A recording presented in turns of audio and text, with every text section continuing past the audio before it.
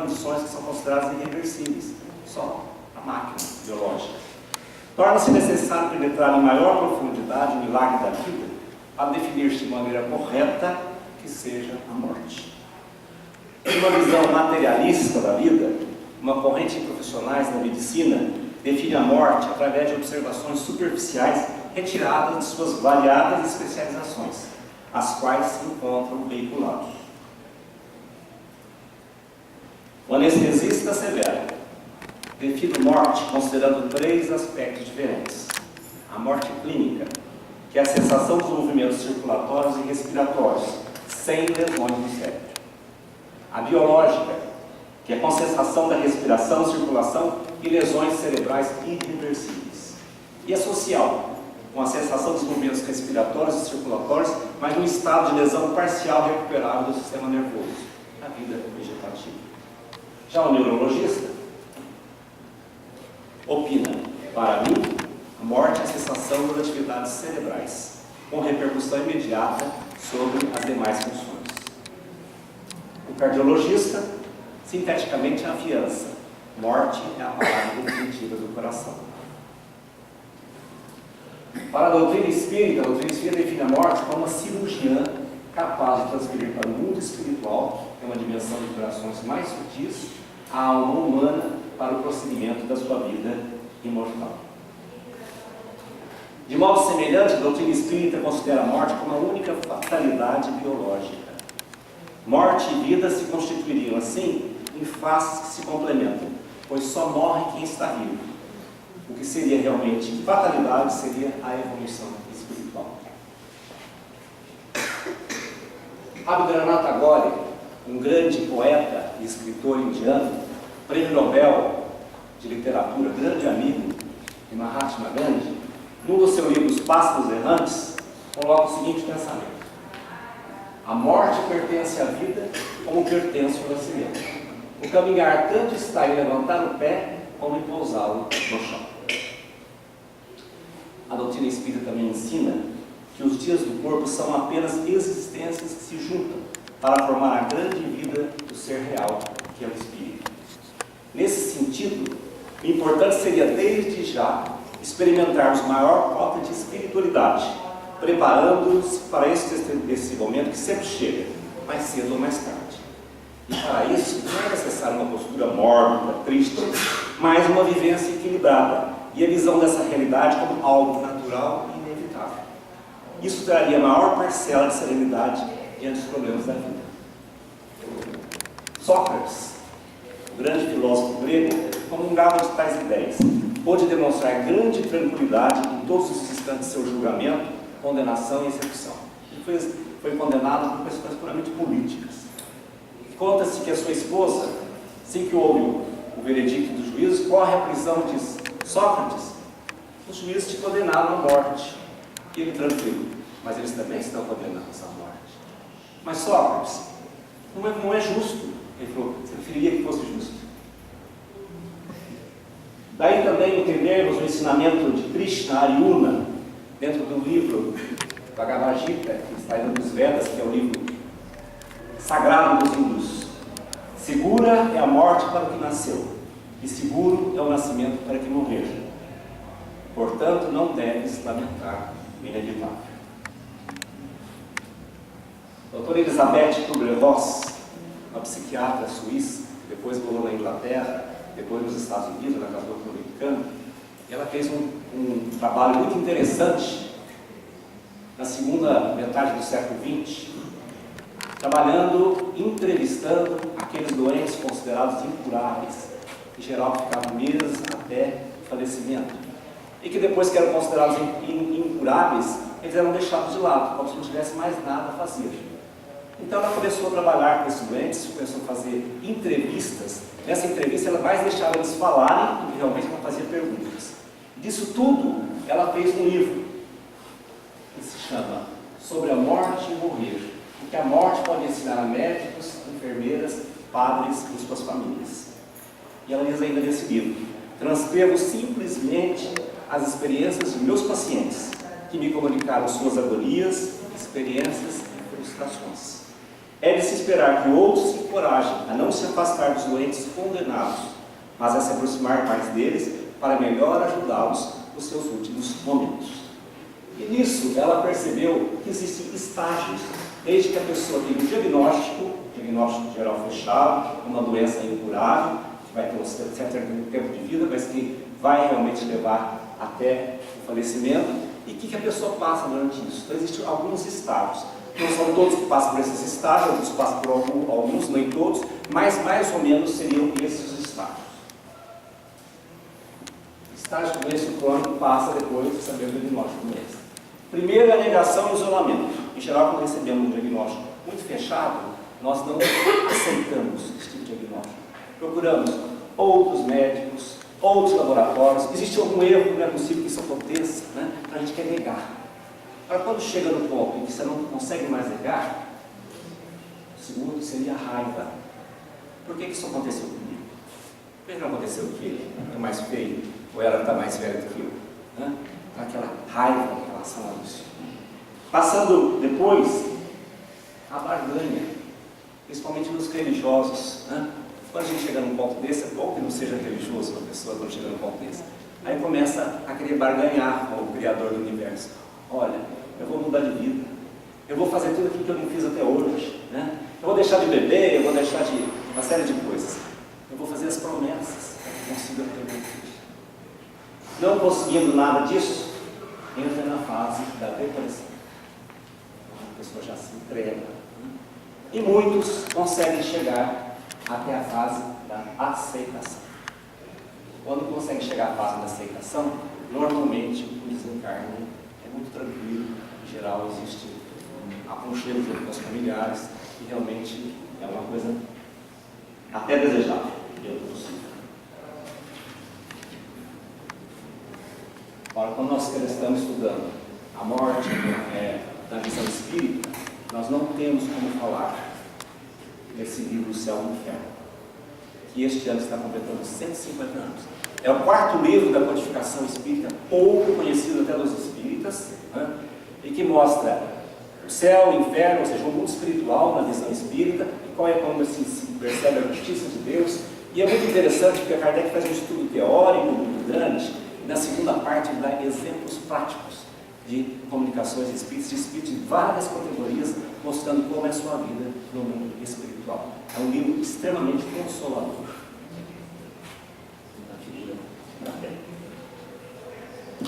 E lá no capítulo 1, que se intitula O Futuro e o Nada, diz Kardec: nós pensamos, nós a vivemos, nós pensamos, nós agimos e nós morreremos. Viveremos e permaneceremos, ou tudo acaba para sempre? Uma pergunta que cabe. Diz ele: haverá alguma coisa mais desesperadora do que a ideia de destruição absoluta? Se fosse real, a sorte do homem seria 100 vezes mais pior do que a do mundo. Mas uma secreta intuição nos diz que essa ideia é absurda. Acreditando que o fim de tudo é a verdade, o homem concentra forçosamente todo o seu pensamento na vida presente. A incredulidade é o maior estimulante do egoísmo. Mas na maioria dos incrédulos, diz Kardec, há mais dúvida do que convicção. Os verdadeiros incrédulos constituem pequena minoria. O que falta, dizer, nessa época de positivismo, onde se quer compreender para crer, é a sanção das doutrinas sobre o futuro pelos fatos positivos. É a concordância com esses dados com os conhecimentos positivos que nós temos da ciência. Diz ele: não se pode negar que o ceticismo, a dúvida, a indiferença ganham terreno cada dia, apesar dos esforços da religião em contrário. Então, para o homem existiriam 3 alternativas. A primeira é o nada, é materialismo. Nós somos simplesmente matéria, o nosso pensamento é uma excreção do nosso cérebro, e assim que a célula nervosa morre, essa excreção também desaparece e tudo volta para o nada. A segunda é o panteísmo, é a doutrina da absorção toda universal. Admite alguma coisa além da matéria, mas as consequências futuras são exatamente como se fosse materialismo, porque nós perdemos a nossa essência, voltamos para um todo comum, não existe mais o nosso eu. Então nós perdemos também a nossa responsabilidade pessoal. Não haverá nenhuma responsabilidade individual pelos atos bons ou maus praticados. E a terceira do espiritualismo. Existe a individualidade da alma antes e após a morte. Essa terceira hipótese que constitui o fundo de todas as religiões, desde que o mundo existe. A individualidade da alma faz com que a sorte futura dependa das qualidades pessoais, da responsabilidade pelos próprios atos, é o nosso livre-arbítrio. Todas as religiões admitem igualmente o princípio do destino feliz ou infeliz das almas após a morte, sem as penas e gozos futuros, com as doutrinas conhecidas de céu, inferno e purgatório. Mas o que constitui esses gozos, o que constitui esses sofrimentos, quais são as condições que podem levar a eles, é que levam aos diferentes pontos de fé, contraditórios nos diferentes cultos religiosos, bem como também aqueles deveres que se colocam para aquele que crê, os deveres impostos para reverenciarem a Deus e assim ganhar o céu e escapar do inferno. Se a religião, diz Kardec, a princípio apropriado ao conhecimento limitado do homem, tivesse sempre seguido o desenvolvimento progressivo do espírito humano, não haveria incrédulos, porque a necessidade de crer está na própria natureza do homem, e ele sempre crerá, desde que lhe dê um elemento espiritual em harmonia com as suas exigências intelectuais. Não tendo base certa para a definição do futuro após a morte, o homem criou, pela imaginação, os vários sistemas que levaram à diversidade das crenças. O Espiritismo veio opor um basta à incredulidade, não somente pela razão, mas também pelos fatos que nos colocam para a gente observar, possibilitando ver a alma e a vida futura. Tem a sua força na lógica, no raciocínio e na prova dos fatos. Não sendo obra de imaginação engenhosa de um homem, pode levar-nos a uma crença baseada na certeza e não em hipótese. Então, quem assistiu a última conferência do Divaldo, quando ele fala aqui, numa palestra que ele estava chegando no Canadá, ele e o tradutor dizendo, ele falou assim: não creio na imortalidade da alma. E o tradutor não traduziu. Repetiu. Ele não traduziu. Quando ele falou mais alto ainda, ele falou que não creio na imortalidade da alma. Ele disse: realmente não creio. Eu sei da imortalidade da alma. Porque crer é uma coisa que está muito ligada à parte emocional. Hoje nós cremos, amanhã está difícil, nós deixamos de crer. Mas o saber é uma coisa muito mais profunda.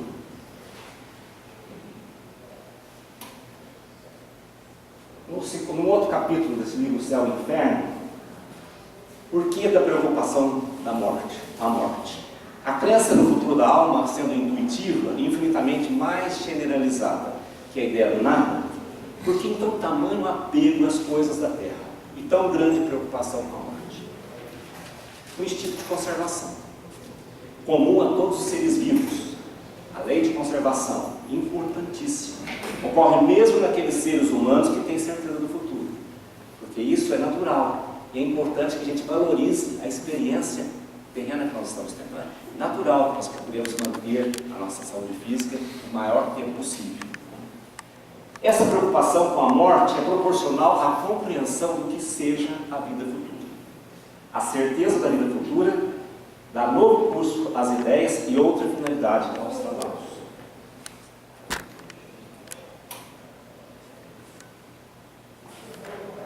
A preocupação com a morte está ligada à insuficiência de noções sobre a vida futura. Essa preocupação é provocada pelo secreto desejo de sobrevivência da alma, ainda velada pela incerteza em muitos. E é mantida e prolongada por causas puramente humanas. Primeiro, o aspecto sobre o qual se apresenta a vida futura, em geral entendido como céu, inferno e purgatório, levando a incredulidade em alguns e crença duvidosa em muitos, é visto mais como uma probabilidade que certeza. É a alma vista como uma abstração, ninguém sabe definir o que é a alma. É uma fumacinha, ninguém define o que seja, né? Não é algo concreto, ou algo positivo que se possa perceber. A segunda é o quadro apresentado pela religião, né? Conservando aquela impressão que nós temos desde a infância e depois com o nosso raciocínio, quando a gente vai compreendendo, a gente começa a não entender aquele quadro que é tido até como infantil. Essa situação não satisfaz as aspirações nem a ideia instintiva do progresso, que é a única compatível com a felicidade absoluta. A terceira é aquela possibilidade de conquistar a felicidade futura por práticas puramente externas, materiais, mesmo comprando-as muitas vezes por dinheiro, como se fazia antigamente, sem uma reforma reta, séria do caráter e do costume de cada um.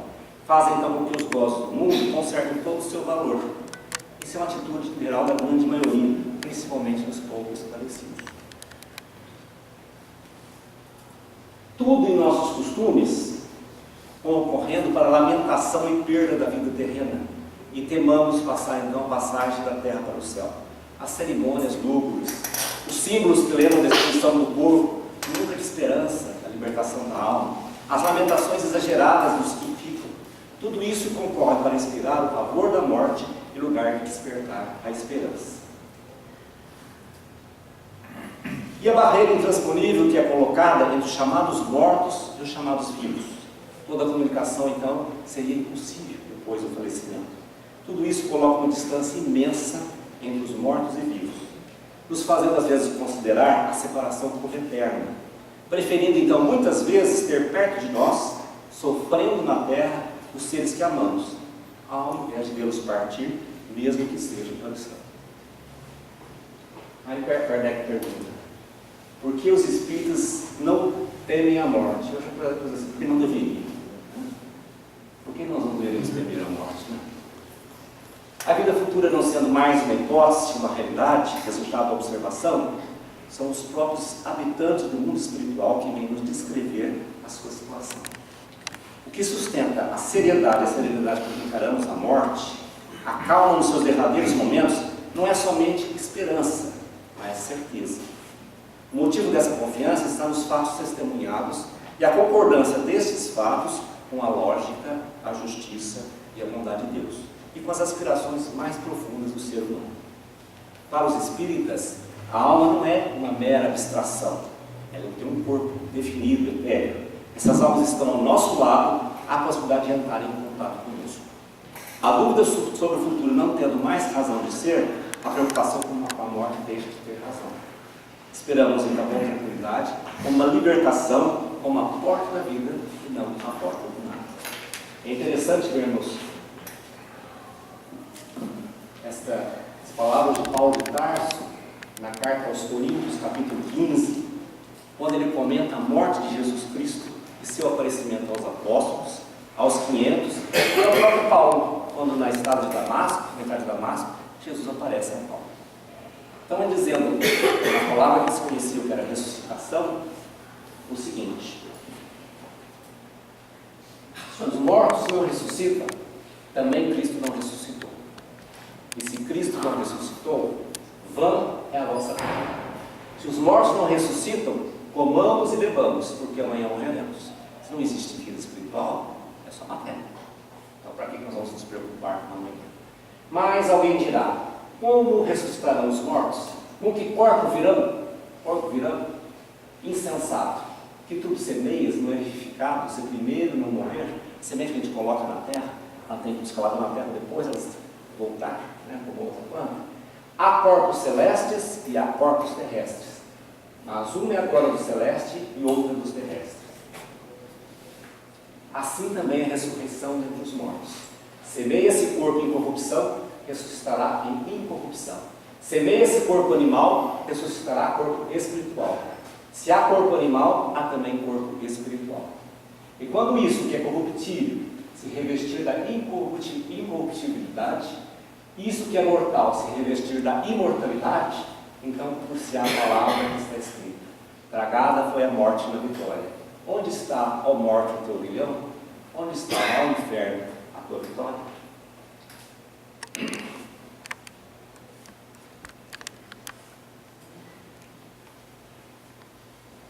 A confiança na existência da vida futura não exclui as apreensões pela transição da vida física para a vida espiritual. Muitos não temem propriamente a morte, certeza da vida futura.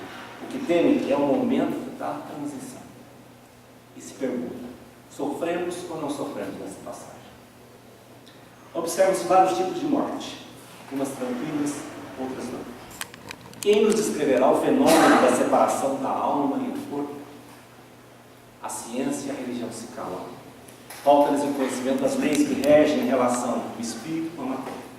O conhecimento do elemento fluídico que une a alma e o corpo, que é a chave de todos esses fenômenos. É a alma que sofre, não é o corpo. Este é apenas um instrumento na dor. O perispírito, aquele corpo espiritual que São Paulo muito bem definiu, persiste mesmo após a morte física, a morte biológica. A extinção da vida orgânica produz a separação da alma do corpo, mas esta separação nunca se verifica de maneira brusca. Só se completa quando todos os átomos do perispírito se separam dos átomos do corpo físico. A sensação dolorosa que a alma experimenta nesse momento está na razão da quantidade de pontos de contato existente entre o corpo e o perispírito, determinando a maior ou menor dificuldade ou lentidão da separação. Então existe uma diferença entre morte e desencarnação. Muitas vezes o corpo já morreu e nós não desencarnamos. Desencarnar é uma palavra muito bem clara, deixar a carne. Né? Nem sempre não deixamos a carne, mesmo que a carne seja já passada. Né?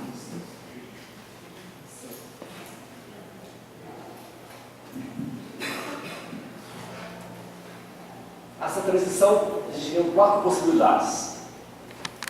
Primeiro, o total desprendimento do perispírito completo no momento da extinção da vida orgânica. Quando da última suspiro, o perispírito está totalmente fora do organismo. A alma então não sente absolutamente nada. Se no momento da extinção da vida orgânica os 2 elementos estiverem ligados com força total, uma morte brusca, né? Um infarto, uma coisa que ocorreu repentinamente, existe uma ruptura brusca da vida biológica e da ruptura do perispírito. Se a extinção da vida orgânica estiver enfraquecida, as doenças físicas prolongadas, né? A separação é fácil e sem choque.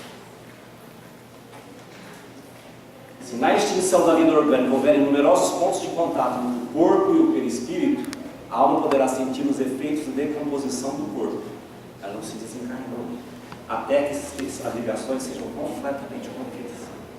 Portanto, tudo que possa facilitar a redução, a aderência do perispírito ao corpo, facilita a separação e torna a passagem menos dolorosa. Outro fenômeno que ocorre na passagem da vida corporal para a vida espiritual é o chamado perturbação. A alma experimenta um entorpecimento que paralisa momentaneamente as suas faculdades e neutraliza, pelo menos em parte, as suas sensações, de maneira que quase nunca se tem consciência do seu derradeiro suspiro.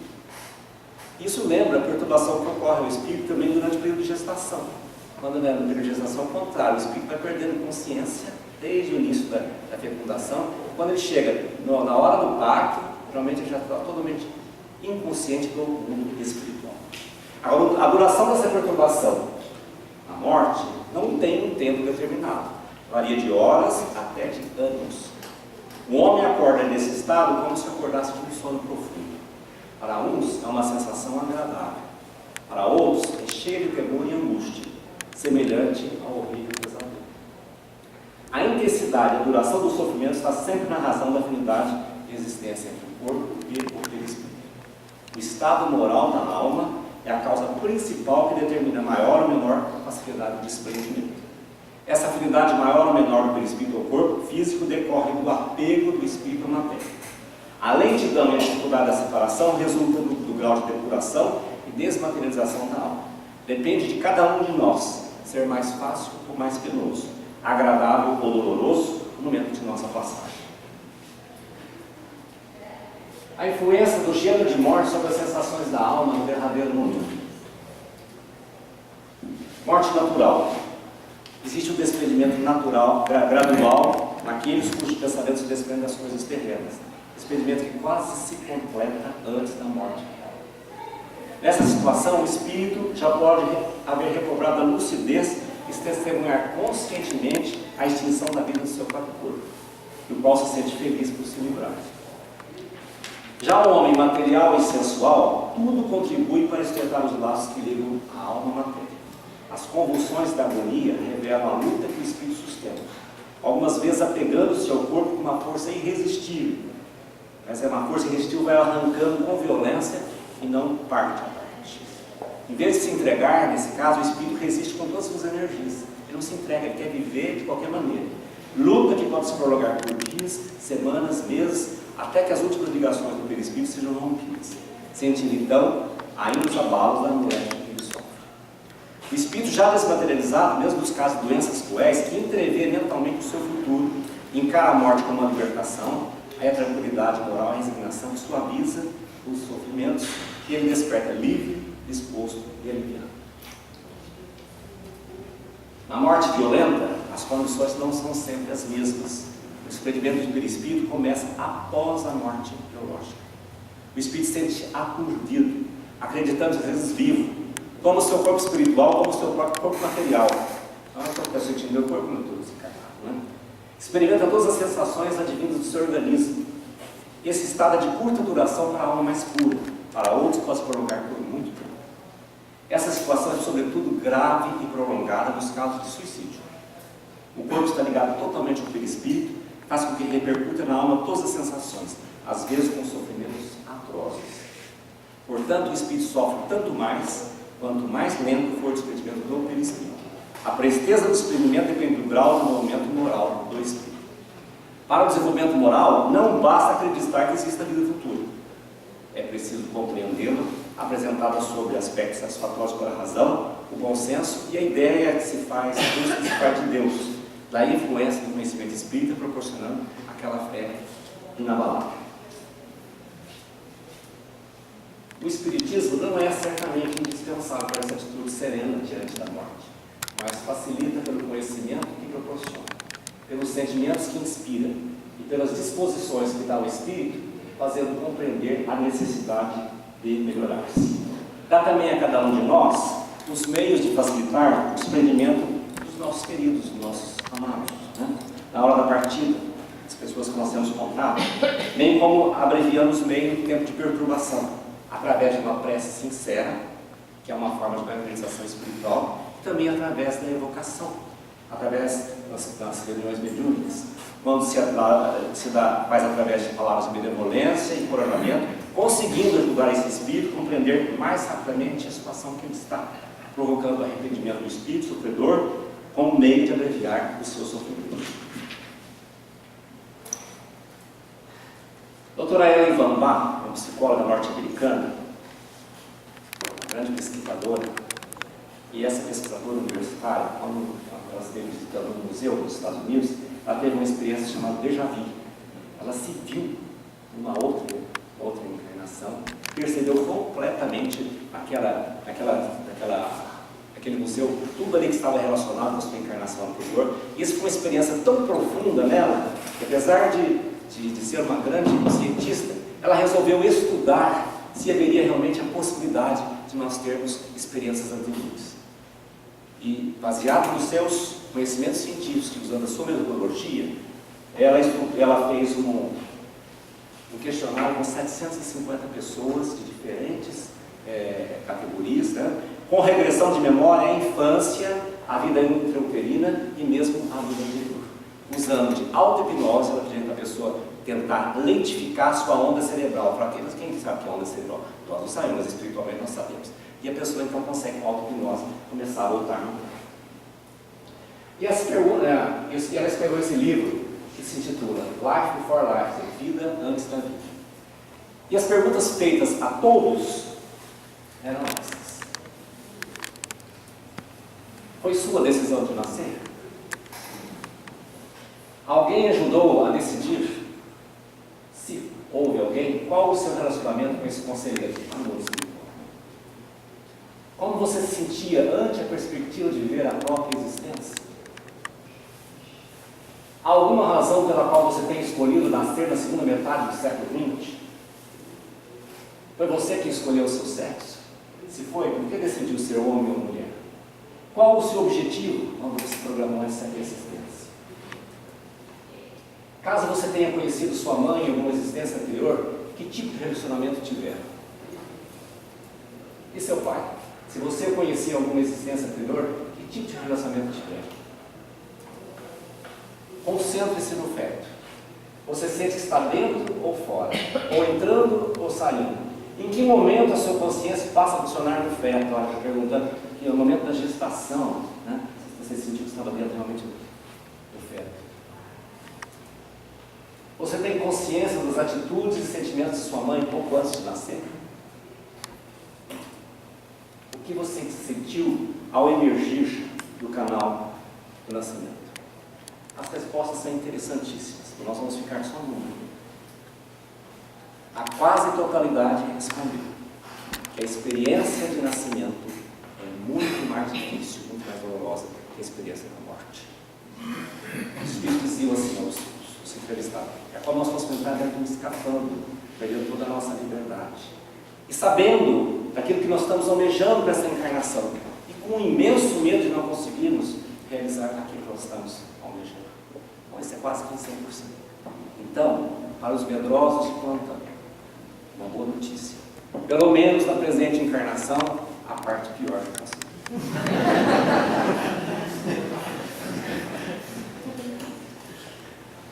Questões colocadas no livro dos Espíritos, que deveriam ser incorporadas no nosso viver diário. Então, podemos repetir isso todos os dias, ou sempre que possível. Pergunta 85. Qual dos dois, o mundo espírita ou o mundo corporal, é o princípio na ordem das coisas? O mundo espírita. Ele preexiste e sobrevive a tudo. Temos que tirar aquela ideia de que nós temos um espírito. Nós somos um espírito. Nós temos um corpo.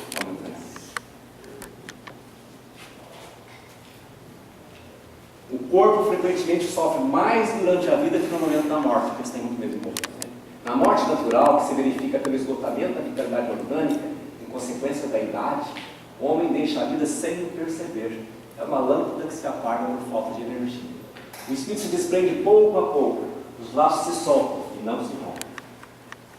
Na agonia, às vezes a alma deixou o corpo, que nada mais tem do que vida orgânica. O corpo é uma máquina que o coração põe em movimento. Olha aí os famosos, né? O coração e o pulmão respirando através de máquinas. O corpo é uma máquina que o coração põe em movimento. Ele se mantém enquanto o coração não fizer circular o sangue nas veias. E para isso ele não necessita da alma. Então, a alma pode tentar desligar totalmente desse que eu antecipei. Né? O tempo de perturbação experimentado pelo espírito depende de sua elevação moral. Já vimos isso. O homem carnal, cuja consciência não é pura, conserva por muito tempo a impressão da matéria. Para o homem de bem, ela é calma e em tudo semelhante ao que se acompanha ao despertar tranquilo. Os espíritos constatam sua individualidade pelo perispírito, que é o corpo espiritual. Frequentemente, o espírito assiste ao seu enterro, mas algumas vezes não percebe o que se passa se ele estiver perturbado. O conhecimento do espiritismo exerce uma grande influência no desprendimento ao fazer compreender antecipadamente a sua situação. Mas é a prática do bem e a pureza de consciência que exerce a maior influência. Para o homem carnal, mais ligado à vida corpórea do que à vida espiritual, a morte é amedronta, porque ele duvida do futuro e acredita em deixar na terra todas as suas afeições, todas as suas esperanças. Já o homem moral, a moderação dos seus desejos, dá um espírito calmo e serenidade. O Espiritismo demonstra, por exemplo, os que sucumbiram, que o suicídio não é apenas uma falta ou uma infração moral, coisa que pouco importa para certos indivíduos, mas é um ato estúpido, pois que nada ganha quem o pratica, até pelo contrário. Mas não é pela teoria, mas principalmente pelos fatos que coloca sobre nossos olhos, que ele nos ensina isso. Qual o sentimento que domina a maioria dos homens no momento da morte? A dúvida, o medo ou a esperança? Olha a resposta. A dúvida para os céticos endurecidos. O medo para os culpados, a esperança para os homens de bem. É o homem que teme a morte, não o espírito.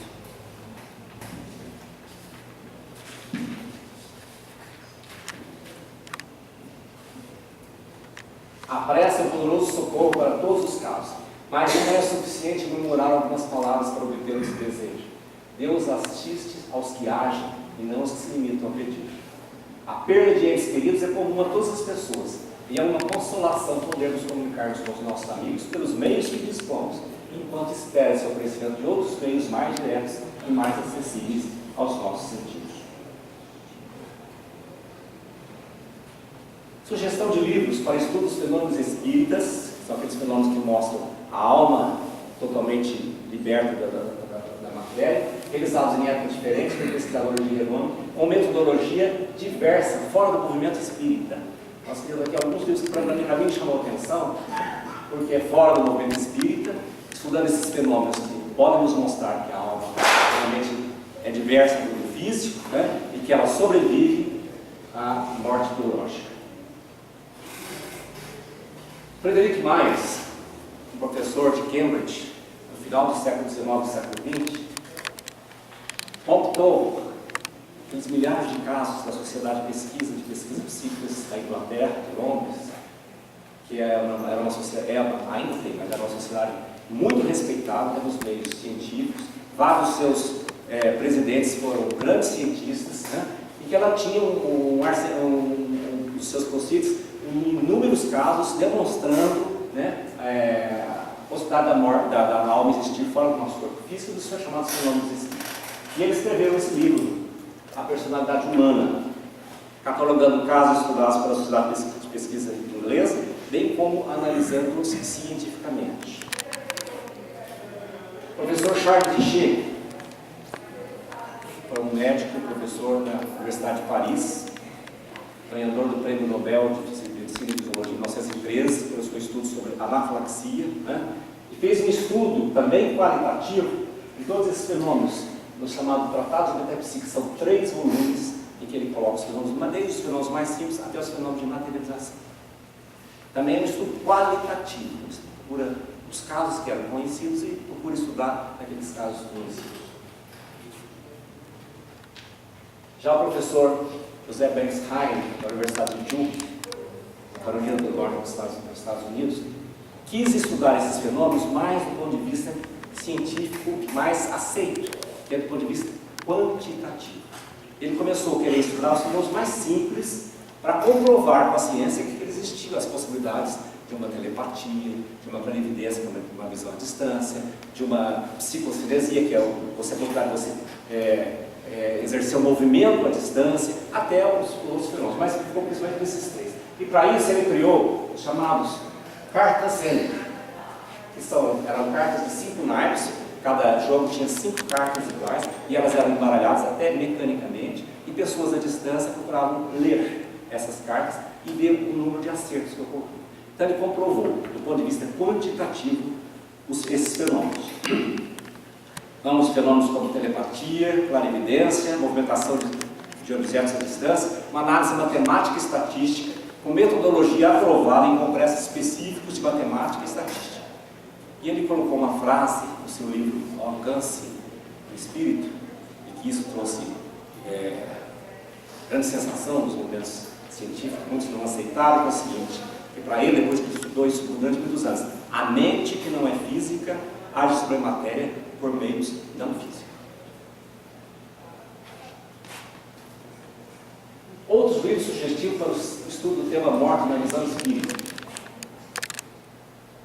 O professor Ernesto Bozano, um grande metapsiquista italiano, que foi muito tempo materialista convicto, pois tanto estudo se tornou espírito, que fez inúmeras obras, no seu livro A Crise da Morte. Escreve, entre elas, e esse que estuda a visão dos moribundos do leito de morte. Ele pega as pessoas que estão desencarnando e que essas pessoas contam que estão vivendo no mundo espiritual. Ele fez todo esse trabalho muito grande e que hoje a gente vê que bate com muita gente que vê nesses livros escritas mais recentes. Professor Herculano Pires, aqui no Brasil, Educação para a Morte, talvez a sua última obra escrita em vida. É um livro de caráter filosófico e científico, mostrando a necessidade de estudar e discutir sobre esse assunto, para que possamos melhor viver e assim também melhor morrer. O orador Richard Simonetti escreveu esse livro, Quem tem medo da morte? De uma forma simpática e jocosa, ele trata desses temas de uma maneira muito tranquila, né? Mas que nos faz refletir muito sobre isso. Ora, alguns exemplos de desencarnação. Maria João de Deus, mãe do médico Chico Xavier, desencarnada em setembro de 1915. Agora setembro faz 100 anos do seu desencarne. E depois de 20 anos, ela ditou ao Chico um livro que chama Cartas de uma Morta, em que ela, entre outras coisas, ela conta o seu próprio desenlace. Faleceu muito jovem, deixando muitos filhos. Chico então tinha 5 anos. Foi mãe muito dedicada e amorosa e relata que teve alguma dificuldade no seu desprendimento. Diz a Alegrera, não queria deixar os familiares, principalmente os filhos tinham sido muito pequenos. Ela lutou para não desencarnar. Bom, foi difícil desencarnar. As ideias religiosas que ela então possuía, que existia uma separação definitiva, a falta de conhecimento do mundo espiritual, ela confundiu o seu corpo perispiritual com o perispírito, com o seu próprio corpo físico, isso tudo um pouco dificultou o seu desprendimento. Frederico Figner, grande comerciante e empreendedor do Rio de Janeiro, judeu, nasceu na República Tcheca, morou algum tempo nos Estados Unidos, depois veio ao Brasil, onde morou primeiro em Belém, depois se fixou no Rio de Janeiro. Fundou a famosa Casa Edison, no Rio de Janeiro, trazendo os primeiros gramofones para o Brasil, e também fundou a primeira fábrica de discos brasileira. Fundou o Retiro dos Artistas, que existe até hoje em Jacarepaguá, que é uma casa que recebe os artistas já idosos, que não tem para onde ir. Até hoje ainda existe essa Casa dos Artistas, fundada por Frederico Figner. E durante a Primeira Guerra Mundial, por ocasião da gripe espanhola, ofereceu o seu palacete, a casa dos Figner, como um hospital para doentes, onde ele próprio ali colaborou como voluntário. Tornou-se espírita logo que chegou ao Rio de Janeiro, tendo sido vice-presidente da Federação Espírita Brasileira por mais de uma vez, e grande colaborador dos trabalhos espíritas naquela cidade. Em março de 1920, faleceu a sua filha Raquel, muito jovem. Por insistência de sua esposa, Esther, ele foi para Belém do Pará com a esposa e duas outras filhas menores, a fim de encontrar a famosa médium de materialização, Ana Prado. Isso foi em maio de 1921. Ana Prado era do meio. Ana Prado não morava em Belém, ela morava em Parintins. Ela recebeu essa carta, estava doente, mas ela ficou uma semana de viagem para chegar a Belém para poder se encontrar com Frederico Figner. No livro O Trabalho dos Mortos, Nogueira de Faria, ali se narra pela Esther Figner, que é a mãe, a esposa do Frederico Figner, 3 sessões que tiveram com a médium Ana Prado, com a materialização de vários espíritos, entre elas a sua filha Raquel. Na última sessão, a materialização foi tão perfeita que ela pôde ser fotografada. Aí a Raquel Figner foi fotografada como espírito.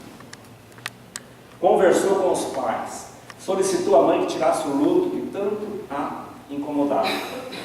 E essa materialização durou mais de 2 horas, ela conseguiu moldar sua mão esquerda em parafina quente.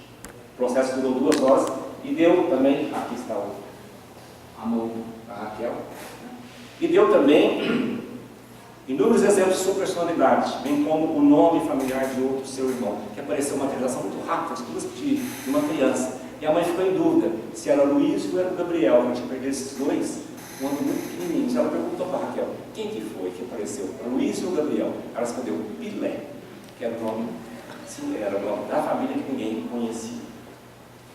Frederico Figner faleceu em 1947. Foi chamado pela imprensa carioca de o mais brasileiro de todos os estrangeiros, por todo o trabalho que ele realizou no Rio de Janeiro.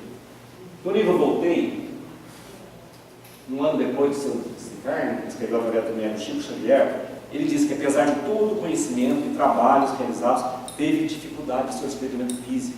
E uma das coisas ele disse que ele, como um comerciante, como assim, ocupado com alguns negócios, ele não se envolvia muito emocionalmente com as coisas, e isso dificultou o seu desencarne. Mesmo tendo sido amparado por uma equipe espiritual, com Bezerra de Menezes e a sua própria filha Raquel. E aí ele deixou uma mensagem aos espíritas. Frederico Figner. Ó meus amigos do Espiritismo que amamos tanto, não se acreditem quitados com a lei porque tenham atendido a pequenos deveres de solidariedade humana. Nem se suponham habilitados ao paraíso por receber a manifestação de proteção de um amigo espiritual. Falo-lhes hoje com experiência dilatada. Estou recompondo a aprendizagem. Espiritismo não é somente a graça recebida, é também a necessidade de nos espiritualizarmos para as esferas superiores.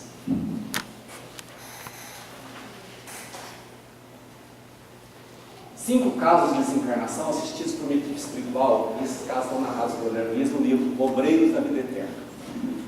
Ali uma equipe espiritual vai amparar 5 pessoas, não eram pessoas comuns, eram pessoas trabalhadoras, pessoas que mereciam esse amparo, e essa equipe espiritual vinha para ajudá-los no seu desencarne. E André Luiz participou disso e conta como ocorreu esse desencarne. Primeiro, Dimas. Dimas era um médium espírita, apresentava cirrose hepática, complicações graves, ascite, estava sofrendo muito.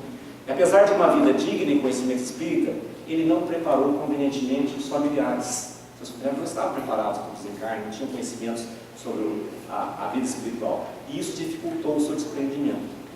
A esposa precisou ser afastada pela equipe espiritual. Deram uma melhoradinha no Dimas, que é a famosa melhora da morte, para que ela pudesse descansar. Nesse descanso eles conseguiram realmente ouvir a libertação. Teve assistência de sua mãe. Ele pediu a Maria, mãe de Jesus, que se possível tivesse assistência de sua mãe que estava no mundo espiritual, e ela veio para assistir. E ele só conseguiu o desprendimento total pouco antes do seu sepultamento. No YouTube nós vemos um vídeo que fala da desencarnação de Dimas, que essa desencarnação é que mais descreve o processo de desencarnação com todos os detalhes. Fábio era um portador de tuberculose avançada, também espírita, trabalhou muito tempo como colaborador espírita, soube preparar a sua esposa e os filhos através de diálogo e culto do Evangelho no lar. Tudo isso facilitou muito o seu desprendimento. Albina já era muito idosa, portadora de insuficiência cardíaca grave decorrente de um grande aneurisma da aorta. Era muito religiosa, era presbiteriana, teve o amparo de todos os seus familiares. E ela teve o seu tempo de vida prolongado por alguns meses, por interferência de um neto ainda criança, com um espírito muito adiantado, e que ele pediu em sonho que ela tivesse a possibilidade para preparar melhor a família para o seu desencarne. Cavalcante era um fervoroso católico, foi submetido a uma cirurgia duodenal que se complicou com um quadro difícil, porque esse é uma septicemia, né, e muito doloroso. Ele solicitava, naquela agonia, a presença da ex-mulher. Ele tinha separado a ex-mulher num processo doloroso, ele queria que ela, a presença da ex-mulher para que ele pudesse se reconciliar com ela. E ela foi trazida espiritualmente, porque ela tinha desencarnado, ele não sabia disso. Ela foi trazida, ela estava muito perturbada, mas ele conseguiu conversar com ela e isso trouxe alguma forma de alívio. No quadro grave, já com a sua visão dilatada, narrava episódios espirituais de outros pacientes na enfermaria, o que trouxe um clima de mal-estar em todos os encarnados. Ele começava a contar os casos lá, e começava com a dor, e isso começou a transtornar a enfermaria. Diante do quadro grave e doloroso, e do quadro de delírio espiritual, o médico encarnado acabou por fazer eutanásia, dando grandes quantidades de anestésico, o que ele faleceu subitamente, mas dificultou muito o seu desprendimento, só podendo ser desligado em condições muito precárias 24 horas depois. E Adelaide era uma diretora de uma entidade, também já muito idosa, muito benquista por todos os seus auxiliares, e apesar do quadro grave, por ser muito benquista, todos estavam orando muito para que ela vivesse mais, eles estavam dificultando o seu desprendimento. Então foi feito um trabalho com esses colaboradores enquanto estavam em sonho, né? Conscientizando-os da necessidade de colaborarem, facilitando o desencarne da nossa querida amiga. Adelaide então fez o seu próprio desprendimento naturalmente, só necessitando de colaboração da equipe espiritual na cultura final do desprendimento. A seguinte parábola talvez nos facilite compreender melhor o fenômeno da morte e do morrer. Quando observamos na praia um veleiro afastar-se da costa, navegando o mar adiante, impelido pela brisa matinal, estamos diante de um espetáculo de rara beleza. O barco, impulsionado pela força dos ventos, vai ganhando um mar azul e nos parece cada vez menor. Não demora muito e só podemos contemplar um pequeno ponto branco na linha remota e indecisa, onde o mar e o céu se encontram. Quem observa o veleiro sumir na linha do horizonte certamente se tomará. Já se foi. Terá sumido? Evaporado? Não, certamente. Apenas o perdemos de vista. O barco continua do mesmo tamanho e com a mesma capacidade que tinha quando estava próximo de nós. Continua tão capaz quanto antes de levar ao porto de destino as cargas recebidas. O veleiro não se evaporou, apenas não podemos mais ver, mas ele continua ele mesmo. E talvez no exato instante que alguém diz já se foi, haverá outras vozes mais além a afirmar: lá vem o veleiro, assim é a morte. Quando o veleiro parte, levando a preciosa carga de um amor que nos foi caro, e o vemos sumir na linha que separa o visível do invisível, dizemos: já se foi. Terá sumido e evaporado? Não, apenas o perdemos de vista. O ser que amamos continua o mesmo, suas conquistas persistem durante o mistério. nada se perde, a não ser o corpo físico que não mais necessita. É assim, no mesmo instante que dizemos, já se foi, no além não tem alguém dirá, já está chegando. Chegou ao destino, levando as aquisições feitas pelo poder. Na vida, cada um leva consigo suas cargas de vícios e virtudes, de afetos e desafetos, até que resolva por desfazer-se do que julgar desnecessário. A vida é feita de partidas e chegadas, tidas e vindas.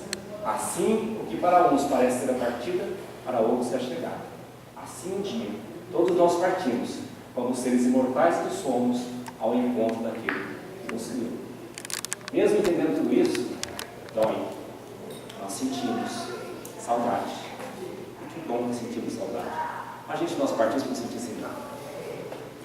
Importante a gente sentir. Né? Aí nós lembramos de uma frase do nosso querido Hilton Boechat, o grande orador espírita, esteve com Franca várias vezes, quando ele dizia que saudade é fogo de presença. E é mesmo. Ele dizia mais, assim jocosamente: há muito tempo que me convenci que a desencarnação não mata ninguém. Durante o velório de meu pai, de minha mãe, de minha irmã, nós achamos por bem colocar uma frase que tiramos do livro do Richard Simonetti, Quem Tem Medo da Morte. É uma frase que é aceita por qualquer um, que qualquer religião tem, e no sentido foi de que mostrasse a naturalidade daquele momento e também mostrasse o momento de espiritualidade. Amigo, se cultivas o princípio religioso, sabes que a morte não é o fim. O espírito eterno, com a inteligência e o sentimento que lhe define a individualidade, simplesmente deixa o cárcere de carne, qual borboleta livre de casulo, com a unidade. Obrigado.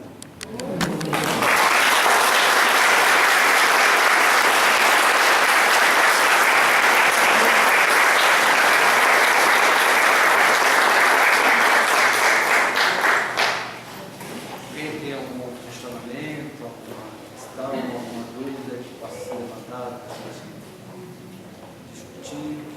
Queria perguntar o nome desse poema que passou no final do Beleza. Tem um nome, como é que faz para...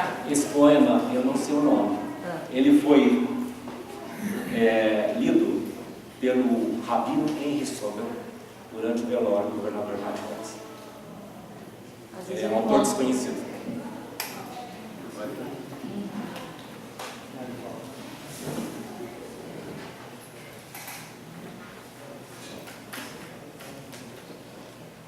Todo mundo formado, podemos todo mundo ir embora.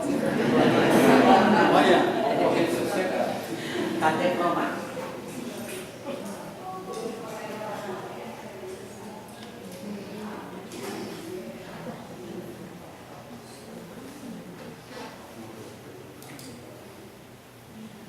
Acho que depois de uma palestra tão brilhante, né?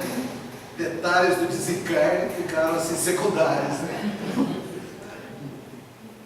Mas quem quiser mais detalhes, como o Kleber bem citou, o livro Obreiros da Vida Eterna, que é o quarto livro do André Luiz, explica nos mínimos detalhes como é que é feito o desligamento, né? Qual o laço fluídico que corta primeiro, como que o corpo sente a isso, como é que sai aquela chama azul, que nós entendemos como sendo o espírito, né? Então, realmente... Passo a passo. O passo a passo é muito interessante.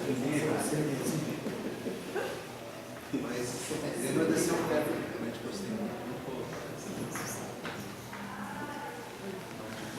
Alguma questão mais? Eu fui aluno do Dr. Nunes, fiz medicina Legal. legal mesmo, né? E hoje você é o médico, o médico, tá? Então eu estava muito emocionada com essa ligação com a família de vocês. Obrigado. Muito feliz.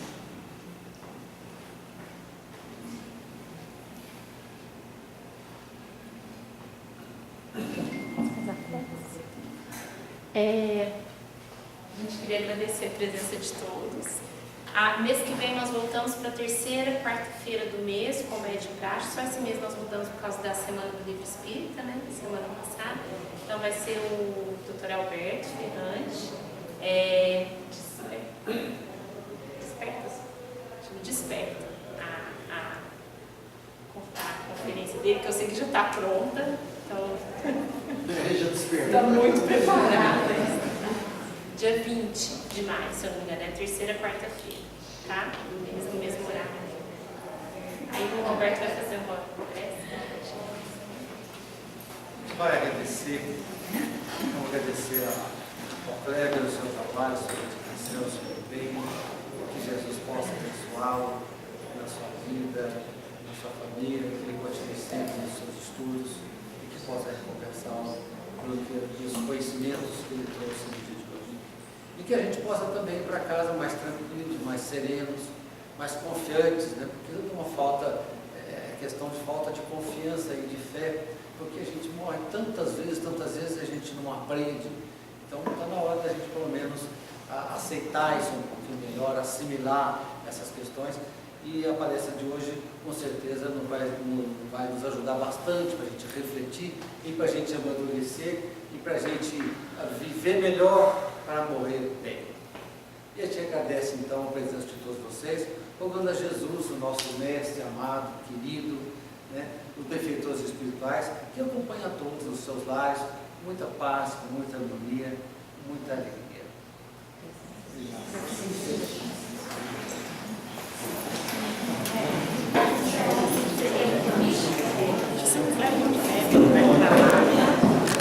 Pode passar.